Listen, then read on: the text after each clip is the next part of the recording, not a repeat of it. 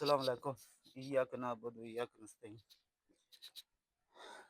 अच्छा जी, ਅਸੀਂ ਆਏ ਹਾਂ ਇੱਕ ਫੈਮਿਲੀ ਕੋਲ ਤੇ ਫੈਮਿਲੀ ਨਾਲ ਸਾਡਾ ਰਾਬਤਾ ਹੋਇਆ ਵੇ ਤੇ ਇਹ ਭੈਣ ਜੀ ਸਾਡੇ ਨਾਲ ਹੈਗੇ ਪੰਜ ਛੇ ਬੱਚੇ ਹੈਗੇ ਨੇ ਇਹਨਾਂ ਦੇ ਤੇ ਇਹਨਾਂ ਭੈਣ ਜੀ ਦਾ ਜਿਹੜਾ ਨਾ ਘਰ ਵਾਲਾ ਸੀ ਉਹ ਟਰੈਕਟਰ ਡਰਾਈਵਰ ਸੀ। ਮਤਲਬ ਉਹਦਾ ਐਕਸੀਡੈਂਟ ਹੋਇਆ ਤੇ ਉਹ ਜਿਹੜਾ ਨਾ ਫੌਤ ਹੋ ਗਿਆ।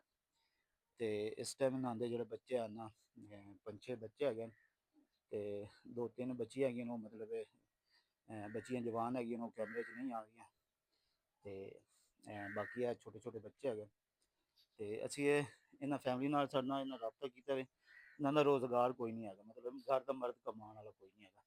ਬਾਕੀ ਤੁਸੀਂ ਆਪ ਵੇਖ ਲਓ, ਇਹ ਕੈਮਰੇ ਦੇ ਸਾਹਮਣੇ ਤੁਹਾਡੇ ਮਤਲਬ ਇਹ ਕੈਮਰਾ ਜ਼ਰਾ ਅੱਗੇ ਲਾਇਆ ਨਾ, ਅੰਦਰ ਦੀ ਜ਼ਰਾ ਵਿਜ਼ਿਟ ਕਰਾ ਦੇਣਾ।